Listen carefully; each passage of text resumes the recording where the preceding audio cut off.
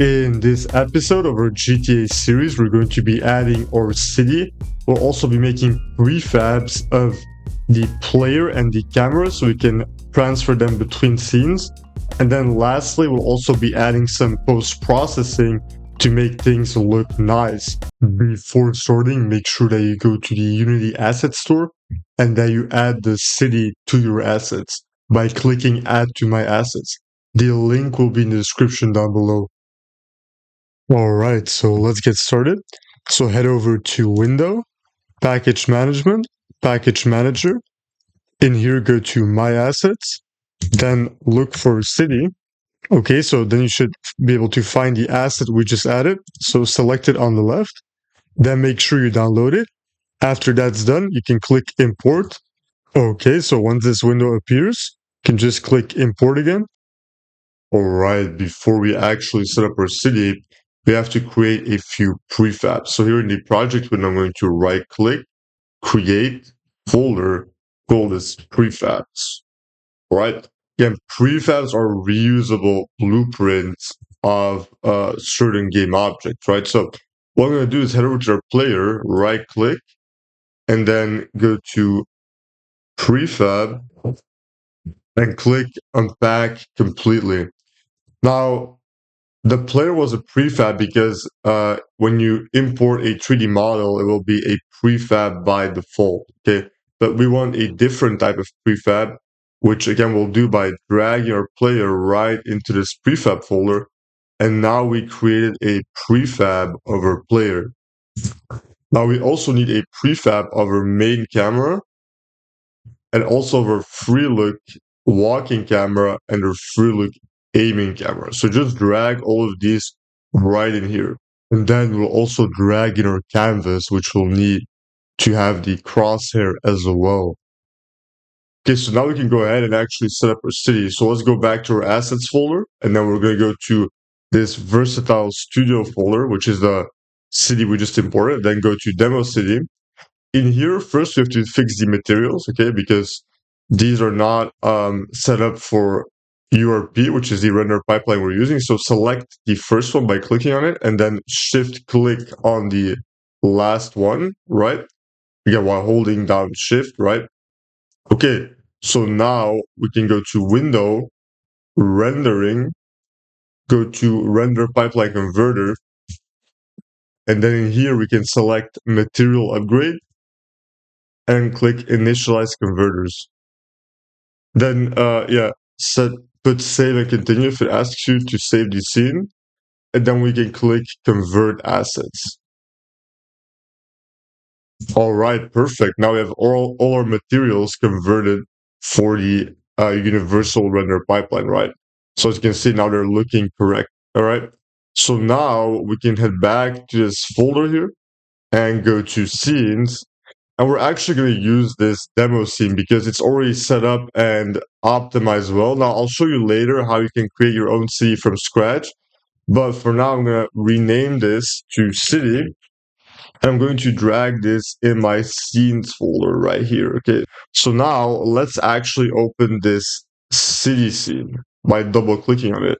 One thing I want to quickly mention is that if you experience stutters when moving the camera, go to your free look cameras and then make sure that you put the acceleration time to 0 on both the Y and the X axis on both of the cameras, right? So again, very important little thing to mention. If you experience any stutters after following the previous videos, make sure you put the acceleration time to 0. So there we go. That's the city scene. Looks pretty nice, but we're gonna make it look even better later. But for now, let's actually put our player in here. So to do that, we're going to go again back to our assets folder, go to the prefabs folder we created, and then I'm going to first off drag in our player like that, okay? Now, before we do anything, I also have to drag in my main camera and then drag in both of the free look cameras, like so. Okay, so first things we have to do is go to the free look cameras and we have to assign the targets, right? Again, so expand the player and then again, in this one, in the free look walking camera, I want to assign the camera target And then for this one, the camera target aiming, right? There we go. With that done, I want to go to the player, and I also have to assign a few things here. So first off, let's assign our camera transform. So that's going to be the main camera. There we go. Then the walking camera is going to be the free look walking camera. And then the shooting camera is going to be the free look aiming camera, like that.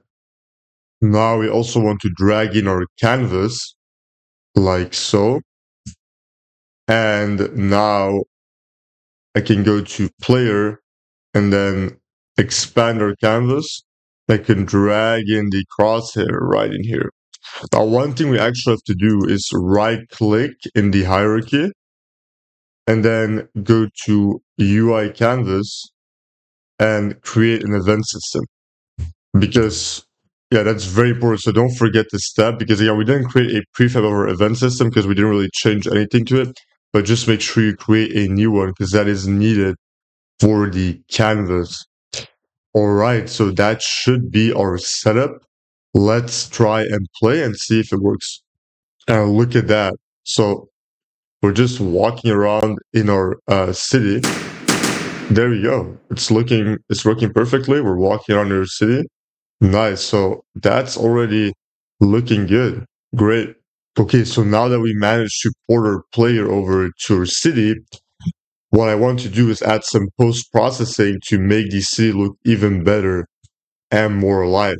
So to do that, we're going to right click, go to volume, and add a global volume. Okay, and then in here, I'm going to click on this circle, and we can just for now add the default. No, sorry, we can add the sample scene profile. This is a good starting point, right? So we can add a sample scene profile. Okay. If you somehow don't have this, by the way, you can just click new and then start from scratch. Okay, so first off, I'm going to put the tone mapping to ACs. Now, this looks bad right from the bat, but we're going to tweak it later so this will look good, right? Okay, so our vignette is looking pretty fine, but I'm gonna probably put this to the intensity to 0.25. So again, a vignette will add dark borders to your scene, right? So it looks a little bit more focused, okay? All right, so now I want to add another override. So go to add override, go to post processing, and I'm going to add color adjustments. There we go. So select all here. So first off, I want to put the post exposure to 1.2 because that way it looks a little brighter. Like that was a little bit too dark, even for a night scene. So then I'm gonna increase the contrast a bit to something like 15, right? It's nice to have a little bit of contrast. And I'm gonna also increase saturation to something like 35, right? Because it's a night scene, we can actually, put this quite high, right? And will still look good. Okay, let's add another override. So go to add override, post processing, and now I'm going to add split toning. So here I'm going to click all. I'm going to click on these shadows here, and I want to make them a little bit lighter by dragging this up just a little bit, okay? I want the shadows to be a bit lighter so that our scene is going to be more visible, okay? Because some spots were just a little bit too dark. Okay, now let's head back to add override, again, post-processing. And now I'm going to add white balance. So in here, I'm not going to change too much, but I'm going to maybe give it a little bit of a tint, not too much though. So I'm going to do like 15 for the tint, like that. Okay. And now I'm going to add one more override. So again, post-processing, and I'm going to add lift gamma gain, which will give us even more control on the colors and stuff. So first I'm going to increase the gamma just a little bit, not too much, just a little bit like that.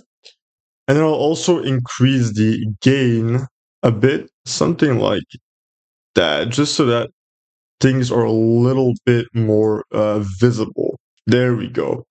So yeah, that's it mostly for post-processing. Again, feel free to tweak it however you want. You can make it look how you like. All right, let's try it out and see what we have.